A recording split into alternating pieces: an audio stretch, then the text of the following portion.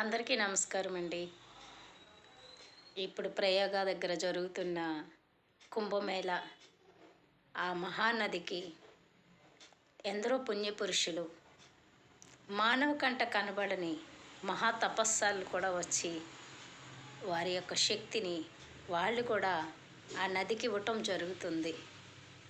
అందుకే ఈ సమయంలో ఆ నదీ స్నానం ఆచరించిన వాళ్ళకి శరీర శుద్ధి, బుద్ధి వికాసము, ఇలా ఎన్నో ఉన్నతమైన స్థితులు పొందడానికి అవకాశం ఉంటుంది.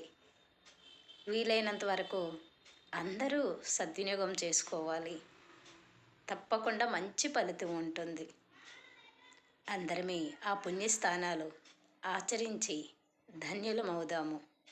అవకాశం లేని వాళ్ళు దగ్గరలో ఎక్కడ నదులు ఉంటే అక్కడ కూడా స్నానం చేసి ఆ నదిలోనే మనం స్నానం చేసినట్లుగా త్రికరణ శుద్ధిగా అనుకున్నప్పుడు కాస్త ఫలితం కూడా మనకు దక్కుతుంది.